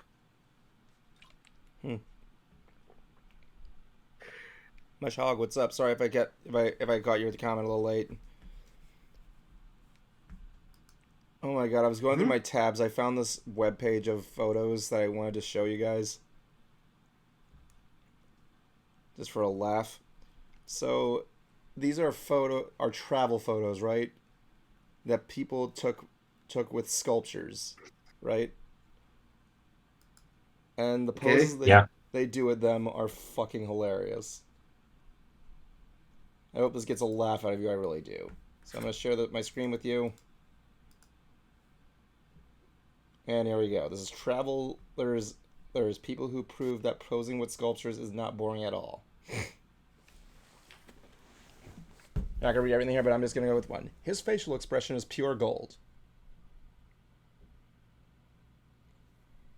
Old but gold. Old but gold. Yep. It's like a reverse Jonathan with Nikki. Empathy level 1000. That's adorable. That is cute. What's the next one? Nobody is watching. Oh my god, what is this going to be? You can count on me, but make sure you don't blow my cover. The statue had some concerns. I like that one. It's funny, I know where this is. This is that fucking room in fucking the... Nobody saw except for the photographer. Oh, and the guy in the back. Which one? I'm just kidding. Joining others. Hey, let go of him. Hopefully they are holding on very tight. I think I saw this one. This one's funny. That's cool. I like that It's one. really good, yeah. All right, let's see right here. Hygiene is important.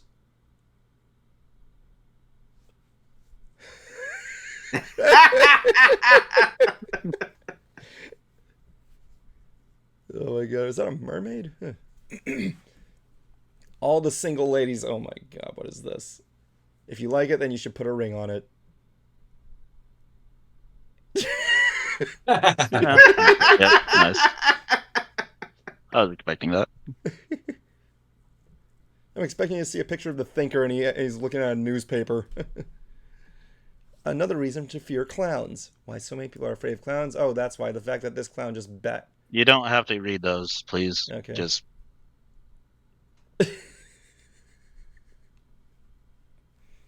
I don't get it. Yeah, He's a clown. he got backhanded the by a clown. clown. Yeah, I see it. All right, let's dance. That's cute. Yeah, that's a cute stuff. It's a good statue. These statues are amazing. You shall not pass. Yes. I want. What is the? no one took the time to do that. I've seen a snowman of Jabba the Hutt. Really good stuff. Seriously, dude. It's the same. This is the same building where that last guy with the dollar was. I actually went to prom. Hey guys, I went to the prom in there. Huh? so I received an email the other day on how to read nav backwards. It was spam.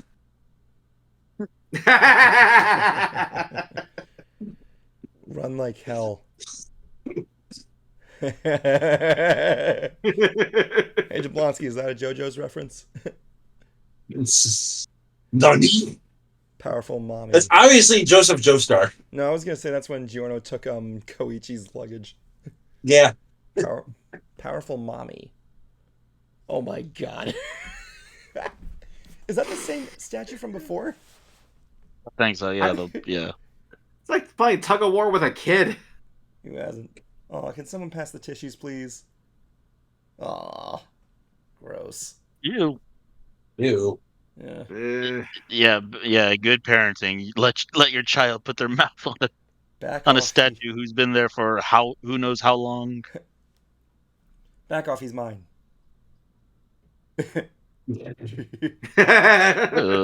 Again, why? People who do weird things. Ah, what have I done? No, I get the whole thing, but I don't see the point in actually putting your damn lips on the The thing. bear's reaction. Not a reaction, dude. It's a statue. All right. Timing is everything. Okay, that is very good. Oh, I've seen that one. That's really good. And There's one of an old man where it's hitting his knee. I'm hearing like that home run bat sound effect from Super Smash Brothers right now. Eh. I don't know. Keep on trying.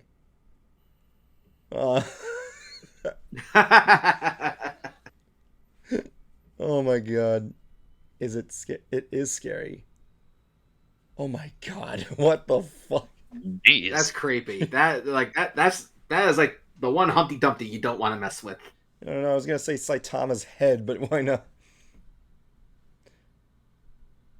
Looks like my mother. Spidey in big trouble. What? What the fuck? Who is that? Is that Clint Eastwood? Man. Is that Clint Eastwood? I don't know. Don't Can't know. tell. Lady, I have no idea where the bathrooms are. Hold on a second. Okay, I just want to make sure it wasn't. This is what we got. Hey, it's me at work. Okay. Dragging done right.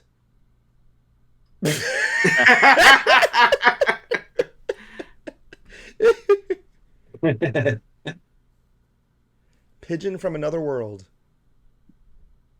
Oh my god. Oh dear Christ! How's that for good? That statue's gone to the birds. Who was commissioned to do that? If Damn. only, if was only really there were good, gobs yeah. of, Like the detail. if only there were gobs of bird shit all over it, that would be perfect. I gotta get a picture of I guess. yeah. That's a good sculpture though. I like the details. The face on that thing is just creepy. Yeah. Showing cat pictures.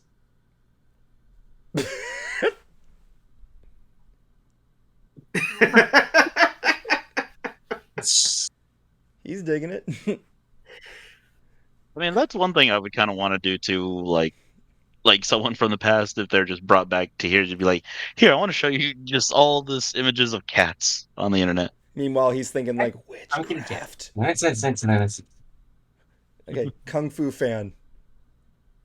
Oh, that is awesome. The fuck? Everybody was Oh, kung no. fu fighting. That is really good. This like needs one of that. I wish I could zoom in in one of these statues' faces and go like, "Yep, that's me." You're probably wondering how I got into this situation. But I think the way that they're kind of designed, the way they look is kind of like they're already kind of like Yeah. leaning to the side almost. Yeah, I don't know why that guy's reacting. That guy's just saying hello. I thought he was. Hello to my foot. Okay, super realistic. Okay. Oh my god.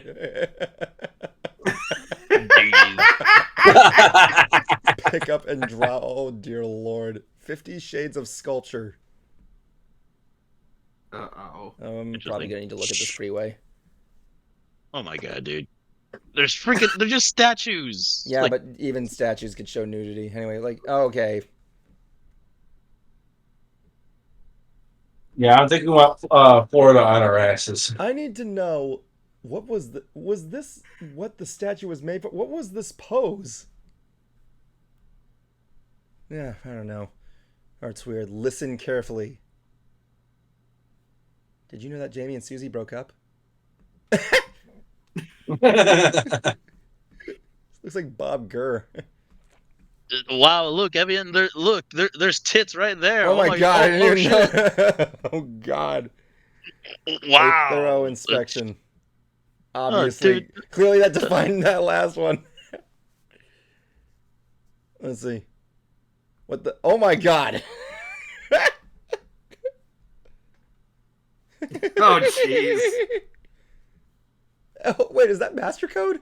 Is that a revolver, or are you happy to see me? Great timing. What? Nice. Pop your head like he's a Squish. Pop. Motherfucking Caligula here Squish. grabbing her head. That makes sense. Squish, squish. Squish. Hey, thanks, lady. What the?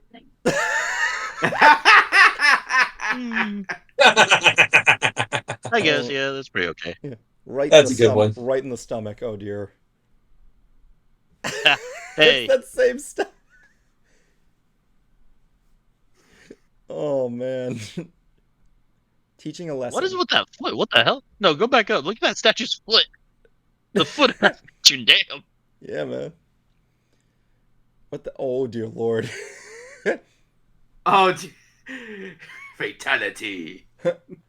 Judgment is upon you. Just breaking the line. That's cute. This is not Sparta. Not with that mentality. Oh, I can't wait to see this one.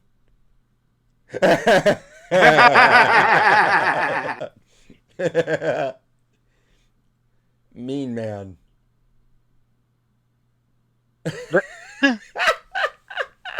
Oh, I get it. He tripped He her. tripped her up. Yeah, we can see that. I always wondered how they were able to make like statues like float like that. That based on like the what's It's the word? attached to the other kid. Yeah, but considering how like heavy that thing is, I said eat it. Not Oh, all statues God. are like Evan, not all statues are like solid pieces. Hmm. They're like usually Maybe you hollow. need to quit being a McBitch. Obama having fun. A solid statue of Obama, actually. I like the details and like the clothing. I love that it's Twisted Tees too. Attack. Oh, I think I know what this is. Yeah. Oh, I've seen that. Yeah, Yeah. Universal when Oh, they did that is Attack. weird. Yeah, when Universal did Attack on Titan, you could look like you're. Yeah, Universal Japan gets all the good shit. Yeah, right. Mhm. Shh! Don't tell him.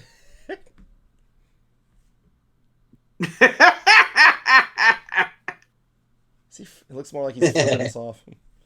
Playing the drinking game. The fuck? What the hell is that? Yeah, what One Piece character is this? Moon Man? I don't know. Oh my god. Not cool. No, it's the not cool man.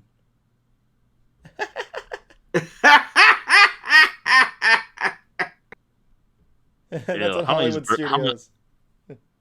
Imagine how much bird shit has been on that finger. Yeah. Actually, wait. Yeah, that is Hollywood. Yeah, the statue. They maintain the statue's pretty good there. Actually, the How many kid. bird shit hasn't been on it? The kid nailed it. Oh my god. That's Painful. That just looks painful right there. The grin says it all. Oh my god. That's fake.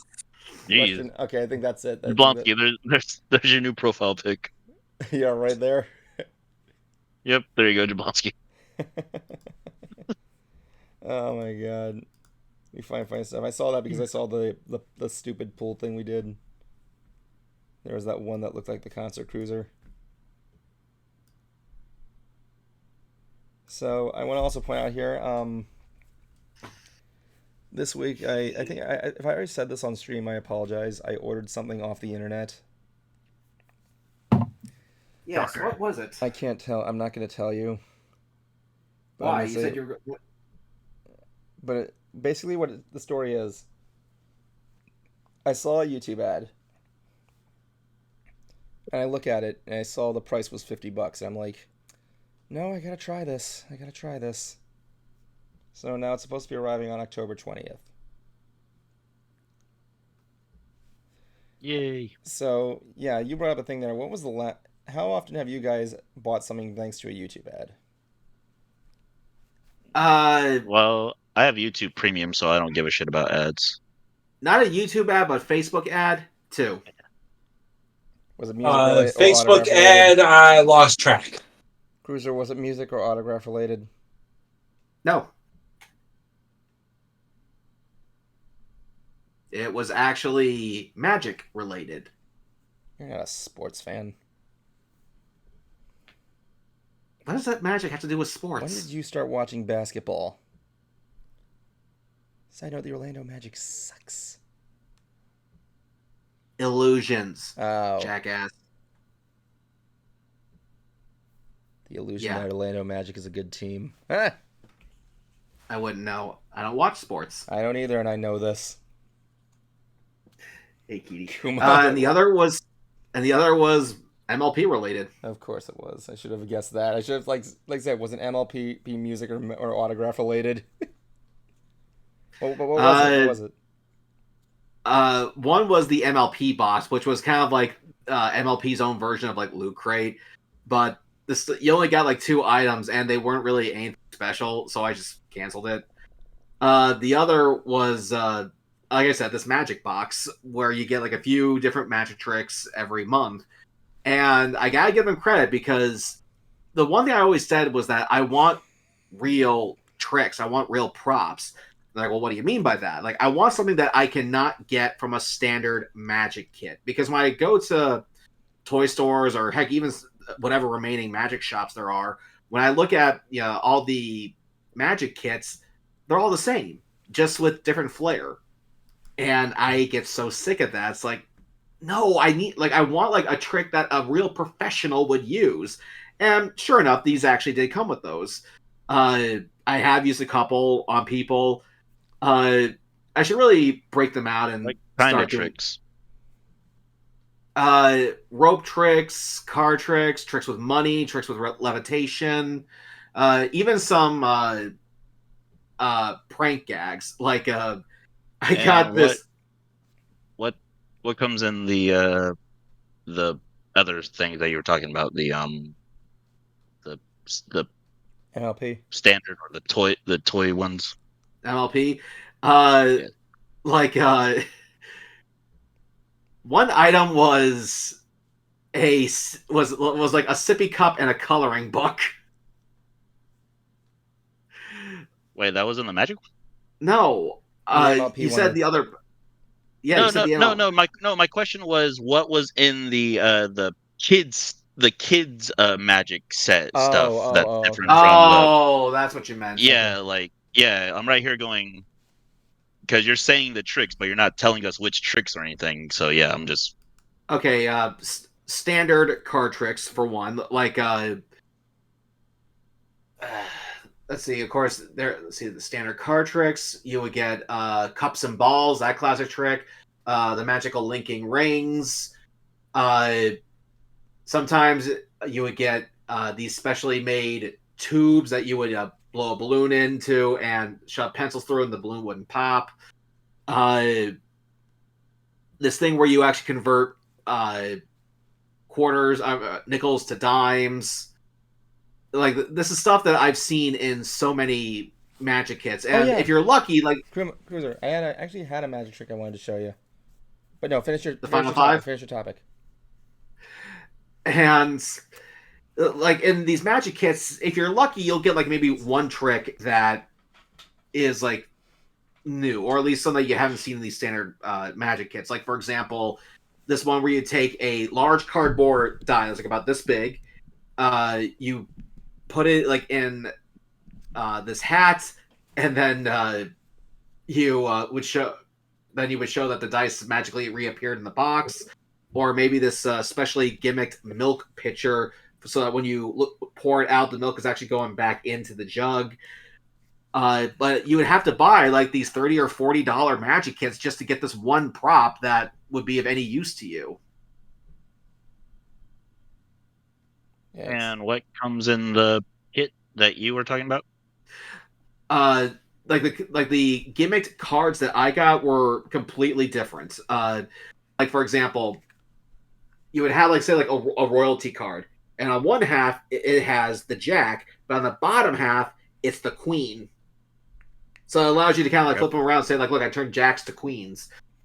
Another was a special device that allowed you to levitate things. It's a very, very fine microfilament piece of thread that was very hard to come by at the time. And some of the like gags that you would get, like one was a nickel that would actually squirt water. And another was like a glass that actually had like a slit in it, so that when you go to take a drink, the water pours out onto you. Ah, dick. So I love in your whole conversation of I want something new or things that don't come in the box or anything like that. Those sound like normal things that would come in a kid's like magic trick box and everything. Because Not the I'm right ones here that, going. not the ones that Well, came in mine. I'm just saying they sound like your standard things because I'm right here going like those don't sound like as like I was thinking. I thought you were gonna be like I don't know. I was expecting like more stuff than like, oh, I got like cards that cards also come in a Yes, but these standard are magic pack. yeah, but how are they How are they gimmicked? How are they rigged? Well, the idea is for you to like learn how to do card tricks with them, so you don't really necessarily need gimmick cards like that specifically. You're using your own hands to like move the cards real quick or like shuffling them No, real quick and everything too. a lot of magicians do use gimmicked or rigged decks. There's all sorts of different kinds, like the Svengali Yeah, some, one. but not all. But You'd be yeah, that's surprised how the many whole are out idea is there. like for you to get into learning about cards and like to like because people who do card tricks are really cool at just like making cards either change or just change it to a different card, just like go and it's a different card. Guys, I hate to wrap this up But there. that's just because of the We're handwork. behind the final five. Okay.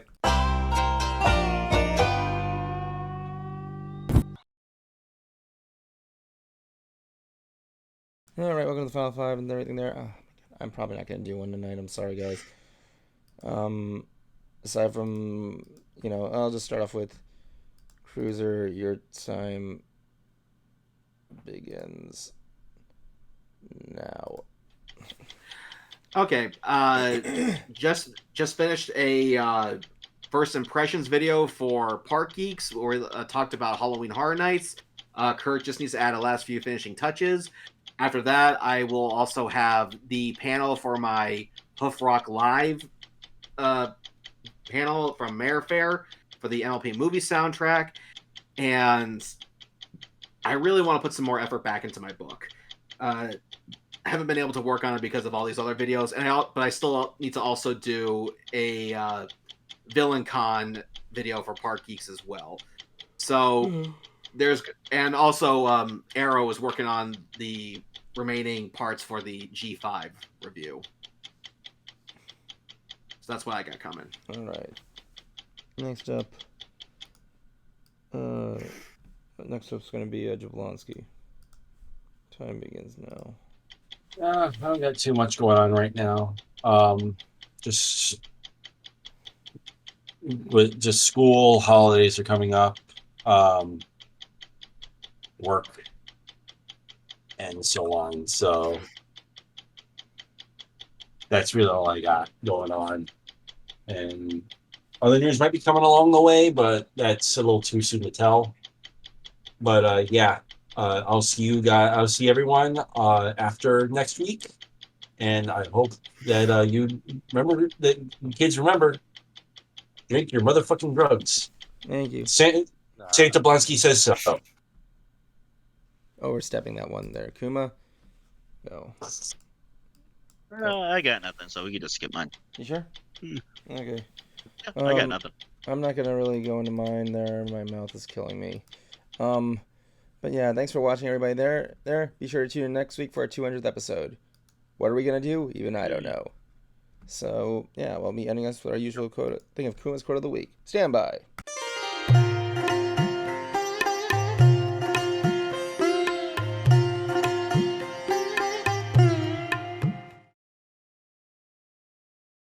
I did love this background. Yay! Hold on, I need to like save. Or I need to write down the damn quotes. Let's see, because I was trying to find quotes. No, I'm okay. I'm good. I was trying to find quotes about life because it's been going pretty slow. Let's see. Oh yeah, I chose this one just because I think I heard this name before, and it's just kind of fun to say. Uh, Deepak Chopra. That's the name of the person who said this quote, and it says, "The healthiest response to life is joy." And yay, go out and find your joy in everything. Yep. So yeah, that's my quote of the week, and from all of us here at Ants.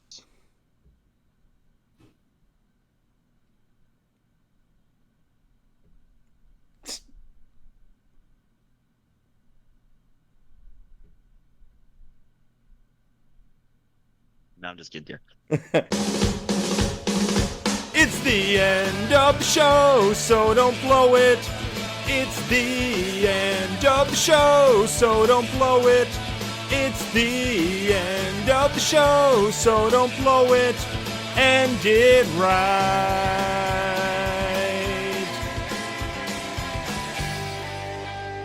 My life is a bacon-wrapped hell on earth.